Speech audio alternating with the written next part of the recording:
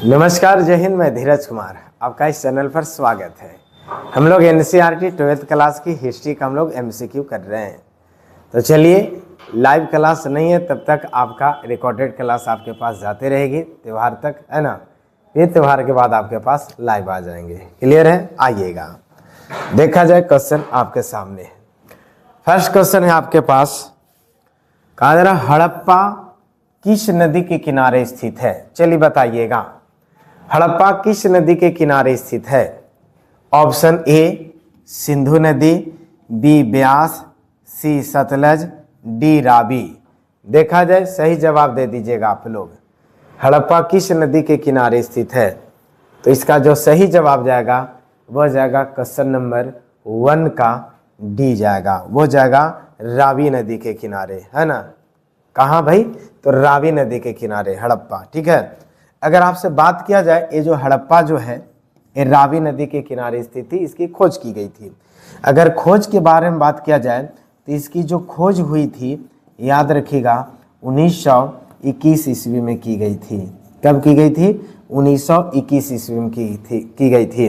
कौन किए थे खोज? तो याद रखिएगा, खोजकर्ता का नाम अगर आपसे बोल दे तब तो याद रखिएगा, खोजकर्ता हो जाएंगे दयाराम साहनी। कौन हो जाएंगे? दयाराम साहनी हो जाएंगे। ठीक है ना। ये कहाँ पर है? तो देखा जाए तो पाकिस्तान का जो अभी वर्तमान है वही पाकिस्तान के पंजाब में मिलेगा। कौन? ये हड़प्पा, है ना। ये कहाँ है? रावी नदी के किनारे। कौन, कब खोज की गई थी? 1921 में। खोजकर्ता कौन? दयाराम साहनी। वर्तमान में कहाँ? ये पाकिस्तान का पंजाब में मिलेंगे आपका। क्लियर हो रही है ना?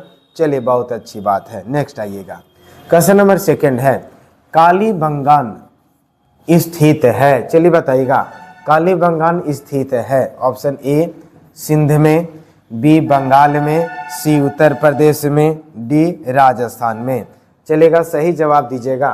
क्वेश्चन नंबर 2 का देखा जाए सही जवाब तो ये जाएगा कहाँ? ये जाएगा क्वेश्चन नंबर 2 का डी जाएगा। कहाँ जाएगा? राजस्थान में। एक कालीबंगा बोल रहा है ना, कालीबंगा या कालीबंगान लिखा रहेगा आपका, है ना। तो ये कहाँ है आपकी? ये राजस्थान में है। क्लियर हो रही है ना। राजस्थान में देखा जाए इसका नाम पड़ा कालीबंगन का, इस क्यों? तो देखा जाए यहाँ पर काली चूड़ियों का प्रमाण मिला है। क्या मिला है? यहाँ पर क्या मिला आपका? तो यहाँ पर देखा जाए तो काली चूड़ियों का प्रमाण मिला है। ठीक है ना। यहाँ पर काली चूड़ी देखने को मिले थे सबसे पहले, इसलिए इसको बोला गया कालीबंगा। बंगन मतलब चूड़ी होती है ना। तो ये देखा जाए तो कालीबंगन का प्रमाण मिला, अर्थात काली चूड़ियों का प्रमाण मिला। देखा जाए तो ये सरस्वती नदी के किनारे स्थित थी, है ना। कौन सा? कालीबंगा। कौन सा नदी? सरस्वती नदी के किनारे। इसके अगर खोजकर्ता की अगर बात किया जाए तो खोजकर्ता जो होंगे अमलानंद घोष होंगे।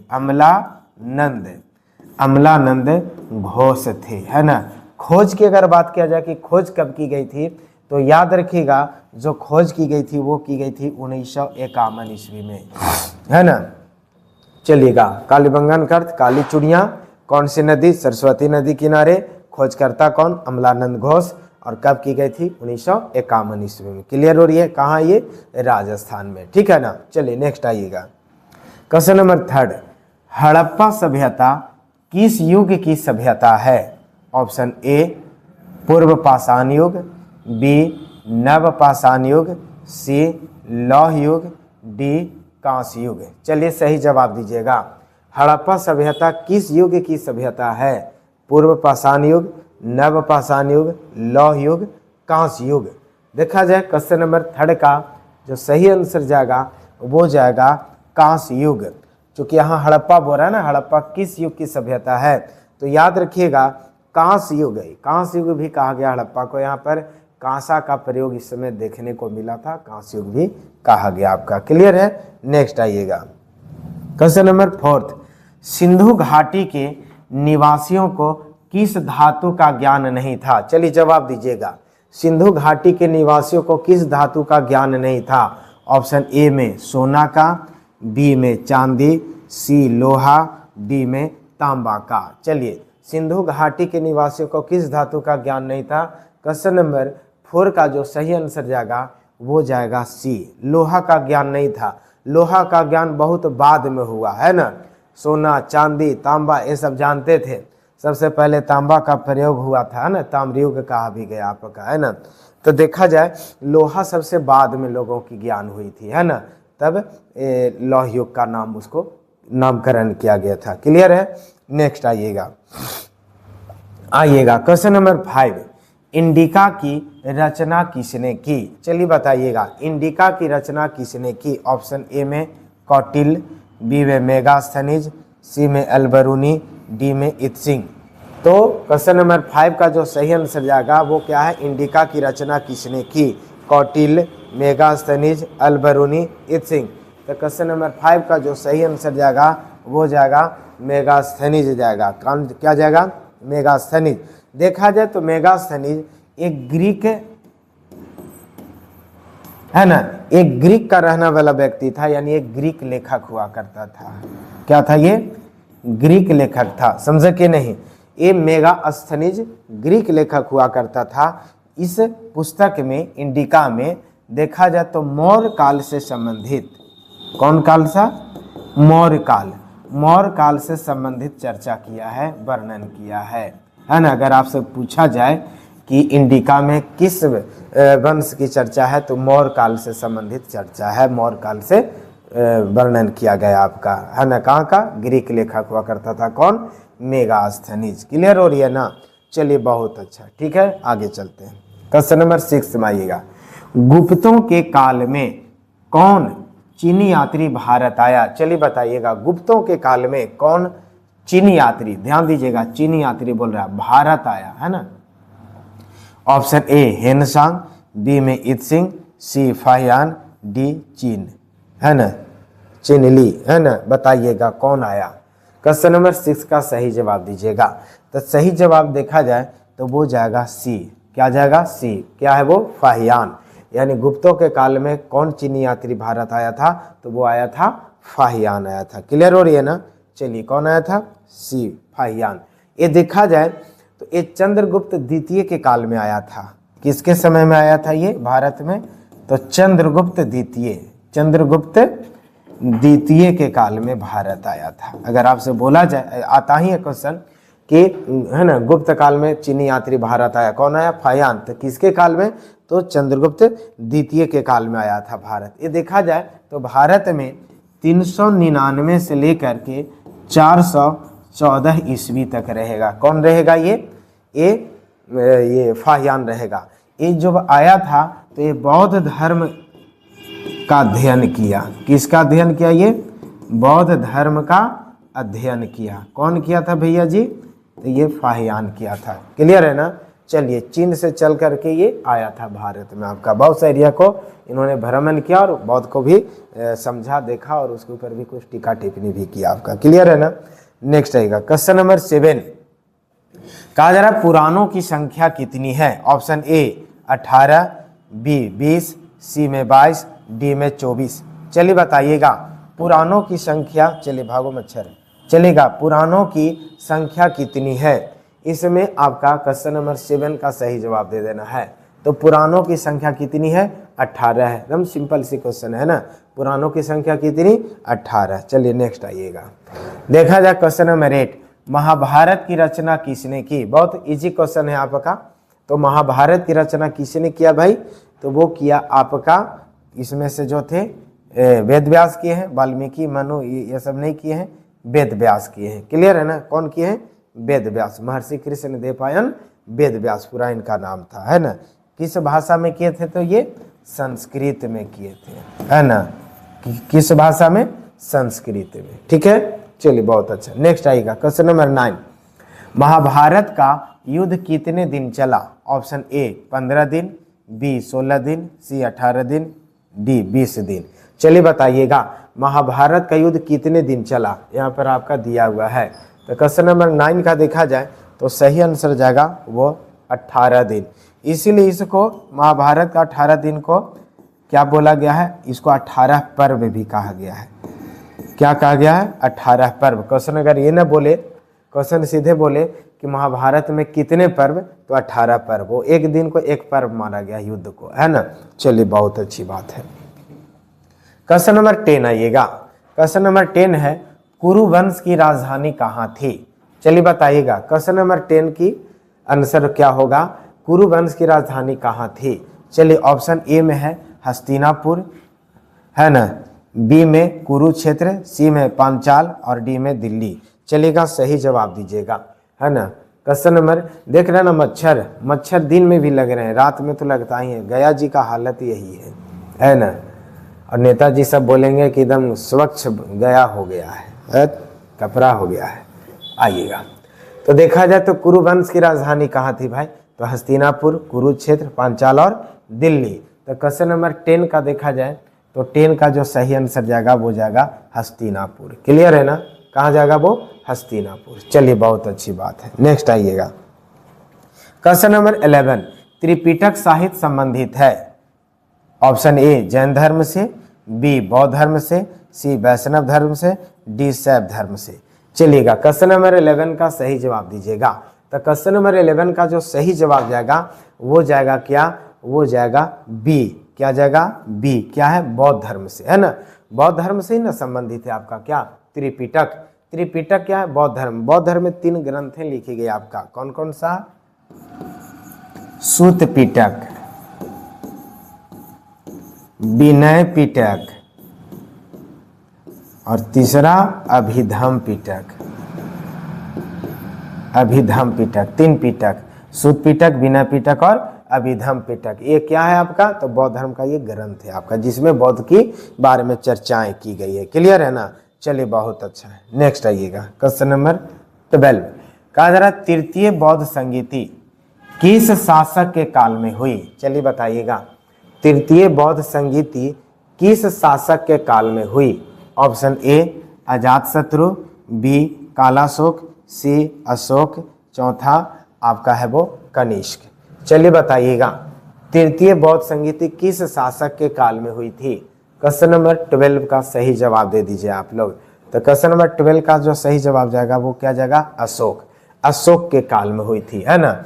चलिए यहाँ पर एक थोड़ी सी चर्चा कर लेंगे। एक मोबाइल नंबर आपको देते हैं, ठीक है ना।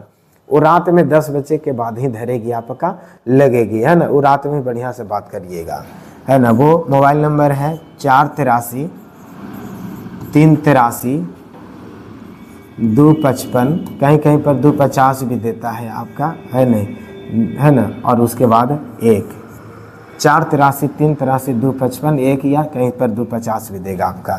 तो 3 3 6 3 9 और 1 10 डिजिट का नंबर हो गया आपका, याद रखिएगा, है ना। मोबाइल नंबर रात में 10 बजे के बाद लगेगी, लगा कर देखिएगा। ये जो 483 जो है ना, ये प्रथम बौद्ध संगीति होगी। क्या होगी ये, प्रथम बौद्ध संगीति, ठीक है। किसके समय में होगी, तो अजातशत्रु के समय में होगी। बतला देते हैं किसके समय में, अजातशत्रु के समय में। क्या थी ये, प्रथम बौद्ध। लिख दे रहे हैं, उतना आप समझ रहे हैं ना, प्रथम बौद्ध संगीति। क्लियर है। अजातशत्रु के समय में कहाँ होगी, तो याद रखिएगा राजगीर में, या राजगिरी भी उसको लिखा रहेगा आपका, है ना। इस समय अगर आपसे बोला जाए कि अध्यक्षता कौन किया था, तो याद रखिएगा महाकश्यप। कौन किया था ये, महाकश्यप। यानी प्रथम बौद्ध संगीति अजातशत्रु के समय 483 में कहाँ हुई थी, राजगिरी में। कौन अध्यक्ष था, तो महाकश्यप था, ठीक है। दूसरा है 383, तो याद रखिएगा ये द्वितीय बौद्ध संगीति होगा। क्या होगा ये, द्वितीय बौद्ध संगीति होगा। क्लियर है ना। ये देखा जाए तो एक कालाशोक राजा हुआ करता था, तो वही कालाशोक के समय होगा, ठीक है ना। किसके समय में, कालाशोक के समय। कहाँ होगी, तो ये वैशाली में होगी। कहाँ होगी, वैशाली में होगी। अगर आपसे अध्यक्ष पूछा जाए कि कौन था अध्यक्ष, तो कहीं कहीं पर आपका सब्बा कामी भी लिखा रहेगा, कहीं कहीं पर आपका सुब्बू कामी भी रहेगा। सब्बा कामी या सुब्बू कामी भी लिखा रहेगा, आपका बकाना नहीं है, वही है ना। नेक्स्ट आइएगा तीसरी की अगर बात किया जाए तो ये आपका हो जाएगा तीसरी बौद्ध संगीति, है ना। तीसरी, ये जो तीसरी बौद्ध संगीति जो है, ये तीसरी बौद्ध संगीति जो चलेगा आपका, ये अशोक के समय चलेगा। किसके समय चलेगा, अशोक के समय। ये कहाँ चलेगा तो याद रखिएगा पाटलिपुत्र। कहाँ?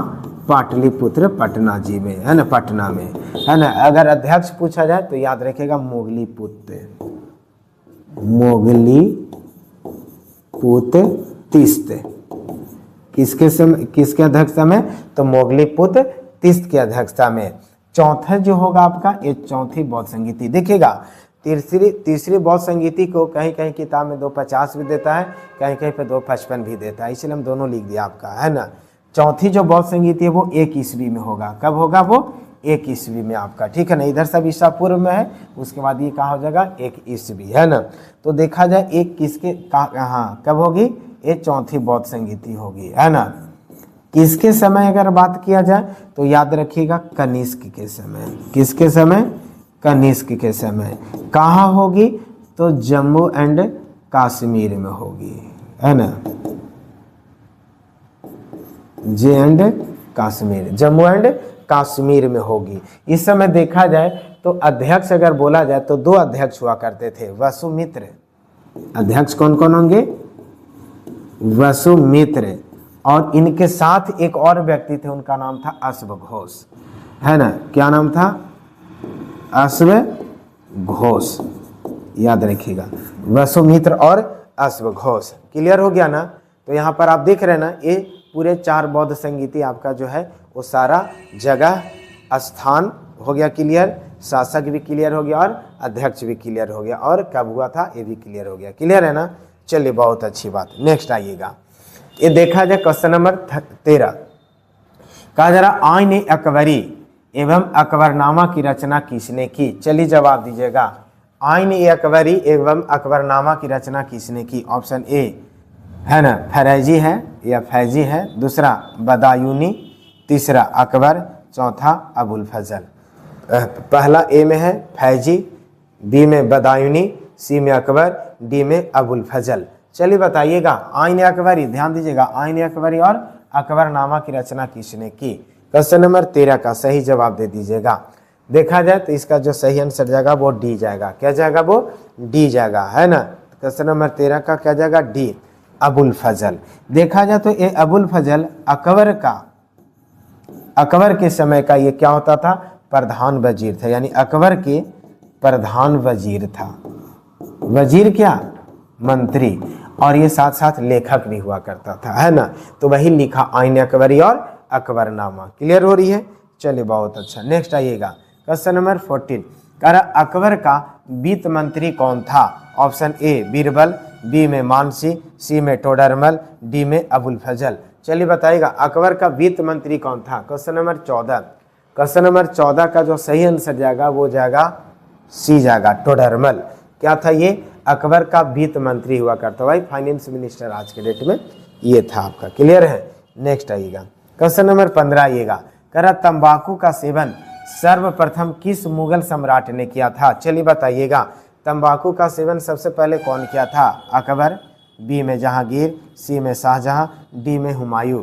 चलेगा क्वेश्चन नंबर 15 का सही जवाब दीजिएगा, है ना। क्या जाएगा जी? इसका सही जवाब जाएगा ए, अकबर जाएगा। अकबर के समय में तंबाकू का सेवन शुरू किया गया था, और अकबर के समय में जब तंबाकू का सेवन शुरू जब किया गया तो तंबाकू भारत में इतना ज़्यादा लोग खाने लगे, इतना ज़्यादा खाने लगे, मार एकदम रगड़ के रगड़ ले हैं लोग, है कि नहीं। अभी 80 से उठी की 90 ताल रगड़ रगड़ के मुंह में डाल, क्या बात, सब पूरा खाने लगा लोग, पूरा लोग एकदम समझे कि नहीं, एकदम छियाइन कर दिया खा खा के लोग, इन्हें पच मारी उधर पच मारी फेंक ले हैं। तब क्या हुआ? अकबर का जब ये समय में चला तो इसी समय एक मुगल शासक हुआ, वो था कौन? जहांगीर। समझे कि नहीं। जहांगीर कहा कि ना आप लोग बहुत ज़्यादा खैनी खाने लगे हैं, है ना देश में लोग, ये क्या करो तंबाकू पर रोक लगा दो। तो ये अकबर जहांगीर क्या किया? तंबाकू पर रोक लगा दिया, है ना। ये भी क्वेश्चन आता है कि तंबाकू पर रोक कौन लगाया? तो जहांगीर। और तंबाकू का प्रारंभ कौन किया था? तो अकबर, है ना। तो ये सब है। क्लियर होते हैं। नेक्स्ट आइएगा क्वेश्चन नंबर 16 आइएगा। पानीपत का प्रथम युद्ध किस वर्ष हुआ था? चलिए बताइएगा पानीपत का प्रथम युद्ध किस वर्ष हुआ था? ऑप्शन ए 1526 में, बी 1556 में, सी 1626 ईस्वी में और डी 1761 ईस्वी में। तो देखा जाए तो क्वेश्चन नंबर 16 का जो सही आंसर जाएगा वो जाएगा ए जाएगा। कब जाएगा? 1526 ईस्वी में। पानीपत का प्रथम युद्ध कब होगी? तो 1526 ईस्वी में होगी। अगर आपसे बोला जाए किसके किसके बीच, तो याद रखिएगा इब्राहिम लोदी। किसके बीच? इब्राहिम लोदी वर्सेस कौन होगा? वो होगा बाबर, है ना। कौन होगा वो? बाबर। इब्राहिम लोदी और बाबर। इसी युद्ध को जीतने के बाद 1526 में युद्ध जो जीता गया, पानीपत का प्रथम युद्ध, हरियाणा में पड़ता है पानीपत का मैदान, तो वही पानीपत के मैदान में लड़ा गया, इसलिए इसे नाम रखा गया पानीपत का युद्ध। तो इब्राहिम लोदी और बाबर, समझे कि नहीं? इसमें बाबर की जीत होती है। कौन जीत जाता है? बाबर जीत जाता है। वही बाबर जीतने के बाद भारत में फिर यहाँ पर मुगलों का स्थायित्व आने लगता है, अस्थायित्व ले लेता है। क्लियर है ना?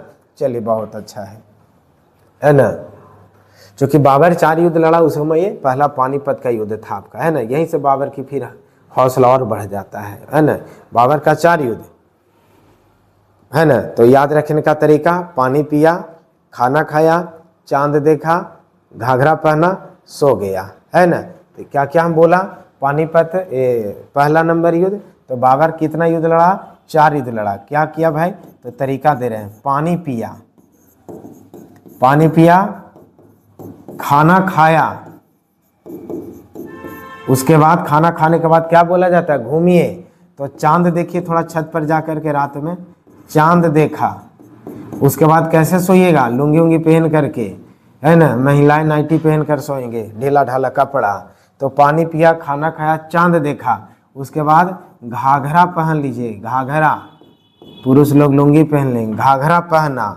उसके बाद सो गया, यानी आप सो जाइए, तब ना सोइएगा। यानी पानीपत का युद्ध 1526 में, खानवा का युद्ध 27 में, चंदेरी का युद्ध 28 में, घाघरा का युद्ध 1929 में, और सो गया यानी मृत्यु हो गई कब? 1530 में, है ना। तो इस तरह से आपका मिलता है ना। ये बाबर के कहानी। क्लियर है? नेक्स्ट आइएगा, क्वेश्चन 17 आइएगा। देखा जाए, कहा जा रहा शेख मोइनुद्दीन चिश्ती की दरगाह स्थित है। चलिए बताइएगा, शेख मोइनुद्दीन चिश्ती की दरगाह स्थित है। क्वेश्चन नंबर 17 देखा जाए, ऑप्शन ए में है आगरा, बी में अजमेर, सी दिल्ली, डी में लाहौर। शेख मोइनुद्दीन चिश्ती की दरगाह स्थित है। कहाँ दरगाह है भैया? तो बता दीजिएगा। क्वेश्चन नंबर 17 का वो सही आंसर जाएगा अजमेर। अजमेर कहाँ पड़ता है? ये राजस्थान में, अजमेर शरीफ, है ना। चलिए, बहुत अच्छा, क्लियर हो रही है। नेक्स्ट आइएगा, क्वेश्चन 18 कह रहा अकबर ने किस वर्ष दीन ए इलाही धर्म चलाया? चलिए बताइएगा। ऑप्शन ए 1562 में, बी 1564 में, सी 1582 में और डी 1584 ईस्वी में। क्वेश्चन नंबर 18 का सही जवाब दे दीजिएगा। तो क्वेश्चन नंबर 18 का जो सही जवाब जाएगा वो जाएगा 1582 में, यानी वो सी जाएगा, है ना। 1582 में चलाया था। क्या चलाया था? दीन ए इलाही। क्या चलाया था? दीन ए इलाही। दीन ए इलाही का मतलब क्या है? ईश्वर का धर्म। इसका मतलब क्या होता है? दीन ए इलाही का मतलब ये होता है ईश्वर का धर्म। किसका धर्म? ईश्वर का धर्म होता है दीन ए इलाही का मतलब, ठीक है ना। देखा जाए तो ये 1582 ईस्वी में चली आपका। इस समय एक क्वेश्चन आता है कि वह कौन से हिंदू व्यक्ति हुआ करता था जो दीन ए इलाही को एक्सेप्ट किया था, स्वीकार किया था? तो वो था महेश दास। वो कौन हिंदू था? महेश दास, जिसे आप बीरबल के नाम से जानते हैं। ये यही पहला हिंदू था व्यक्ति जो दीन ए इलाही को एक्सेप्ट किया था आपका, समझे कि नहीं। यही महेश दास हुआ करता था। इसमें क्या होता था? तो सभी धर्मों को इसको में लोगों को आने की इजाज़त थी। कोई भी धर्म व्यक्ति है वो भी उसमें इस दीन ए इलाही में जा सकता है। और उसको में कैसे यहाँ हिंदू धर्म में शास्त्रार्थ होती है, वैसे यहाँ पर दीन ए इलाही में सभी धर्म लोग जाते थे और अपने अपने धर्म की चर्चा कर सकते थे। लेकिन इसमें जो जाने वाला पहला हिंदू था वो कौन था? महेश दास था, ठीक है ना। कौन था वो? महेश दास। क्लियर है? चलिए, बहुत अच्छा। नेक्स्ट आइएगा, क्वेश्चन नंबर 19 कहा जा रहा स्थापत्य कला का सर्वाधिक विकास किसके काल में हुआ? चलिए बताइएगा, स्थापत्य कला का सर्वाधिक विकास किसके काल में हुआ? Option A Akbar, B Shahjahan, C Jahangir, D Aurangzeb. तो देखा जाए क्वेश्चन नंबर 19 का जो सही जवाब जाएगा वो जाएगा बी। क्या जाएगा? बी, शाहजहां के काल में। स्थापत्य कला का सर्वाधिक विकास किसके काल में हुआ? तो शाहजहां के काल में हुआ। समझे कि नहीं? स्थापत्य कला क्या? भवन वगैरह ऐसा है ना, इमारत वगैरह का निर्माण कार्य, तो ये सबसे ज्यादा किसके काल में हुआ आपका? जहांगीर के काल में हुआ, सॉरी शाहजहां के काल में हुआ। क्लियर है ना? चलिएगा, चलते हैं। बहुत अच्छा। इसलिए शाहजहां के काल को क्या कहा गया है? स्वर्ण काल कहा गया। क्या कहा गया? स्वर्ण काल, है ना, स्वर्ण काल। इसके समय में बहुत से कला संस्कृति का भी विकास हुआ था, है ना, इसलिए स्वर्ण काल कहा गया, यानी चौमुखी विकास कहा जाए तो शाहजहां के काल में। क्लियर है? नेक्स्ट आइएगा 20। कहा जा रहा विजयनगर साम्राज्य की स्थापना किसने की? चलिएगा, ऑप्शन ए में देवराय प्रथम, बी देवराय कृष्ण देवराय, सी में हरिहर एवं बुक्का, डी में अकबर। तो देखा जाए 20 का जो सही आंसर जाएगा वो क्या जाएगा, आप लोग बता दीजिएगा। तो 20 का आंसर जाएगा वो जाएगा हरिहर एवं बुक्का। बहुत इजी क्वेश्चन है आपका। विजयनगर साम्राज्य की स्थापना किसने किया?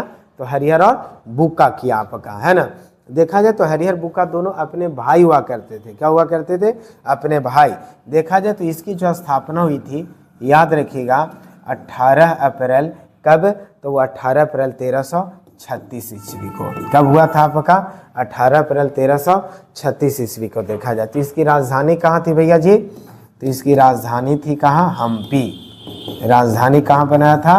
हम्पी को बनाया था। कहाँ बनाया था? हम्पी को बनाया था। ठीक है ना? चलिए, बहुत अच्छा है। नेक्स्ट आइएगा 21। कहा जरा गोपुरम से आप क्या समझते हैं? चलिए बताइएगा, गोपुरम से आप क्या समझते हैं? ऑप्शन ए मंदिर का प्रवेश द्वार, बी में गाय का एक प्रकार, सी भू राजस्व कर, और डी में नृत्य की शैली। चलिए सही जवाब दीजिएगा। 21 का सही जवाब क्या होगा? 21 का देखा जाए तो 21 का जो सही आंसर जाएगा वो ए जाएगा। क्या है वो? मंदिर का प्रवेश द्वार है। जैसे कोई मंदिर रहता है तो उसके ऊपर ऐसे गेट बना रहता है ना, मेन गेट पर, तो यही इसी को कहा जाता है गोपुरम। जो ऐसे मंदिर में प्रवेश करते उस पर ऐसे रहता है, वही मंदिर का जो गेट ऐसे बना हुआ उसको क्या कहते हैं? गोपुरम, है ना। ऐसे मंदिर में चला गया, क्या कहते हैं उसको? गोपुरम, मंदिर का प्रवेश द्वार, है ना। चलिए, बहुत अच्छा है। नेक्स्ट आइएगा 22 में आइएगा। हम्पी नगर किस राज्य से संबंधित है? ऑप्शन ए बहमनी साम्राज्य से, बी विजयनगर साम्राज्य से, सी मुगल साम्राज्य से, और डी दिल्ली सल्तनत से। अभी तुरंत इस पर हम चर्चा किए, है ना। तो हम्पी नगर किस राज्य से संबंधित है? तो सही आंसर क्या जाएगा? विजयनगर साम्राज्य से, है ना। उसकी कैपिटल थी आपकी विजयनगर की। चलिए नेक्स्ट आइएगा 23। विजयनगर के शासकों ने अपने आप को क्या कहा था? चलिए बताइएगा। विजयनगर के जो राजा जो थे अपने आप को क्या कहा था? राव, राज, सामंत, राय। तो सही जवाब क्या दीजिएगा आप? आपके ऊपर निर्भर कर रहा है 23 का। तो 23 का देखा जाए तो वो सही आंसर जाएगा, वो जाएगा 23 का क्या? वो जाएगा डी। अपने आप को क्या कहते थे? राय कहते थे, है ना।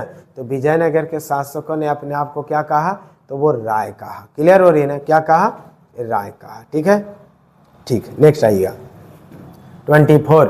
तलवंडी यानी ननकाना साहिब किसका जन्म स्थान है? चलिए बताइएगा, तलवंडी किसका जन्म स्थान है? ऑप्शन ए कबीर का, बी नानक का, सी रैदास का, डी मीरा का। 24 का जो सही आंसर क्या होगा? तलवंडी किसका जन्म स्थान है? तो वो सही आंसर जाएगा नानक जी का, गुरु नानक का। राम की चिड़िया राम की खेत, खाओ चिड़िया भर भर पेट, है ना। ए किनका? गुरु नानक का ही कहा हुआ है ना। हमारे आपके औकात नहीं कि हम किसी को खिला दें, है नहीं। ये सब राम का दिया हुआ है। उसी पर बात पर बोलते हैं कि राम की चिड़िया राम की खेत, खाओ चिड़िया भर भर पेट, है कि नहीं? बहुत अच्छा। अगर आपसे बोल दिया जाए कि इनका जन्म कब हुआ था तो याद रखिएगा 29 अक्टूबर। क्या रखिएगा? 29 अक्टूबर 1469 को। कहाँ जन्म हुआ था? तो वही गुरु नानक साहब का। कहाँ? तलवंडी। जो आज के डेट में नानका साहिब जो ये कहाँ चला गया? ये पाकिस्तान में चला गया, है ना। ये पाकिस्तान में है। क्लियर है ना? चलिए नेक्स्ट आइएगा 25। कह रहा उत्तर भारत में भक्ति आंदोलन का आरंभ किस संत ने शुरू किया? चलिए बताइएगा, उत्तर भारत में भक्ति आंदोलन का आरंभ किस संत ने शुरू किया? ऑप्शन ए में रामानंद, बी में कबीर, सी में चैतन्य, डी में नानक। तो इसका जो सही आंसर देखा जाए तो 25 का जो सही आंसर जाएगा वो क्या जाएगा, रामानंद। जो रामानंद जो थे ये उत्तर भारत में क्या किया, भक्ति आंदोलन का शुरुआत किया, है ना। उत्तर भारत का भक्ति आंदोलन की ये, है ना, शुरुआत करता होते हैं, आपका प्रारंभ करता होते हैं। क्लियर है ना 25 का। चलिए नेक्स्ट आइएगा 26 में आइएगा। कहा जरा निम्न में से महिला रहस्यवादी संत थे। महिला रहस्यवादी संत थी। ऑप्शन ए में अंडाल, बी में कराईकाल, सी में रबिया, डी में मीराबाई। चलिएगा महिला रहस्यवादी संत थी, कौन कौन महिला थी जो रहस्यवादी संत थी, है ना। तो वो देखा जाए 26 का जो जाएगा आंसर सही जाएगा वो सी जाएगा, है ना। रबिया, रबिया जो थी मुस्लिम हुआ करती थी, लेकिन ये हिंदुओं के ऊपर, है ना, हिंदू देवी देवताओं के ऊपर भी उन्होंने बहुत सा ये लिखी है आपका, है ना। तो ये संत हुआ करती थी। नेक्स्ट आइएगा 27, इब्न बतूता किस देश का यात्री था। चलिए बताइएगा इब्न बतूता किस देश का यात्री था। Question number 27। Option A Morocco, B में मिस्र, सी में तुर्की, डी में ईरान। तो देखा जाए इब्न बतूता किस देश का यात्री था, 4 ऑप्शन यहाँ पर दिया हुआ है, वो आपका क्या होगा, तो वो सही आंसर जाएगा मोरक्को। क्या जाएगा, मोरक्को। इब्न बतूता अगर आपसे बोला जाए कब भारत में आया, तो याद रखिएगा 1333 ईस्वी में आया, है ना। अगर आपसे बोला जाए कि इब्न बतूता भारत में कब आया, तो 1383 ईस्वी में। उस समय देखा जाए तो दिल्ली में मोहम्मद बिन तुगलक का शासन था। क्या था, मोहम्मद बिन, है ना, मोहम्मद बिन तुगलक का शासन था। तुगलक, मोहम्मद बिन तुगलक का शासन था। कहाँ, भारत के दिल्ली में आपका, है ना। मोरक्को की कैपिटल अगर आपसे बोल दिया जाए तो याद रखिएगा मोरक्को की कैपिटल कहाँ है, रबात। क्लियर है ना। नेक्स्ट आइएगा 28, अलबरूनी किसके साथ भारत आया था। Option A Mahmud Tughlaq, B में महमूद गजनी, सी में मोहम्मद गौरी, डी में तैमूर। चलिए बताइएगा अलबरूनी किसके साथ भारत आया। यहाँ ऑप्शन दिया हुआ है 28 का सही आप दीजिएगा जवाब। तो 28 का जो सही जवाब है वो बता दीजिएगा। 28 का सही जवाब वो जाएगा आपका क्या, महमूद, 28 का ये जाएगा महमूद तुगलक। अलबरूनी किसके साथ भारत आया था, तो महमूद तुगलक के समय आया था, है ना। चलिए बहुत अच्छा। देखा जाए तो आपका ये 1018 से 1019 की बात होती है ना। 1018 से 1019 के बीच में ये भारत में आया था। किसके साथ आया था, महमूद तुगलक के साथ आया था। क्लियर है ना। नेक्स्ट आइएगा 29, संथाल विद्रोह का नेता था। चलिए बताइएगा संथाल विद्रोह का नेता था कौन था, बताइएगा। संथाल विद्रोह का नेता था कौन था, शिवरम, बी में गोमधर कुंवर, सी में सिद्धू कान्हू, डी में चितर सिंह। 29 का सही जवाब जाएगा वो जाएगा आपका सिद्धू कान्हू। क्या था, संथाल विद्रोह का नेता कौन था, तो सिद्धू और कान्हू। देखा जाए तो सिद्धू कान्हू 4 भाई टोटल हुआ करते थे, है ना। टोटल 4 भाई, पहला सिद्धू, यह वही सिद्ध कान्हू लिखा हुआ है ना, सिद्धू कान्हू। उसके बाद देखा जाए चांद और भैरव, चांद और भैरव, ये 4 भाई हुआ करते थे, सिद्धू कान्हू चांद और भैरव, जिसमें ये दोनों का नाम ज्यादा आता है, ये दोनों छोटकन का नाम कम आता है। सिद्धू कान्हू ये संथाल विद्रोह शुरू किया गया था। अगर आपसे बोल दिया जाए कब शुरू किए थे, तो याद रखिएगा 1855-56 ईस्वी में चला था संथाल विद्रोह। क्लियर है ना। चलिए बहुत अच्छा। नेक्स्ट आइएगा, देखा जाए 30 क्वेश्चन, दामिन ए कोह क्या था। ऑप्शन ए भूभाग, बी उपाधि, सी में तलवार, डी में जागीर। चलिए बताइएगा दामिन ए कोह क्या था, भूभाग, उपाधि, तलवार, जागीर।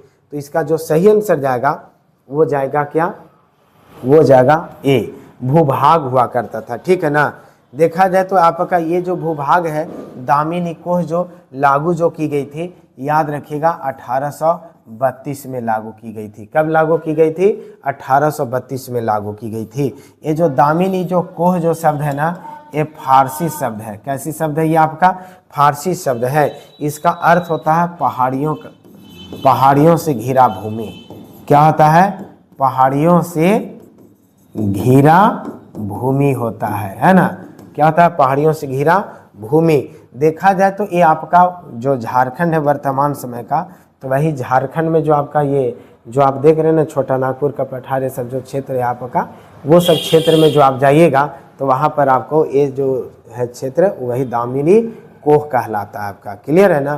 तो इस तरह से आपका ये आपका आज की सेशन ख़त्म होती है आपका, है ना। तो फिर हम मिलेंगे अगले वीडियो में, तब तक के लिए आप हमारे साथ बने रहिए और आप लोग को ढेर सारी बधाई शुभकामना, है ना, दीपावली की। फिर मिलते हैं, धन्यवाद।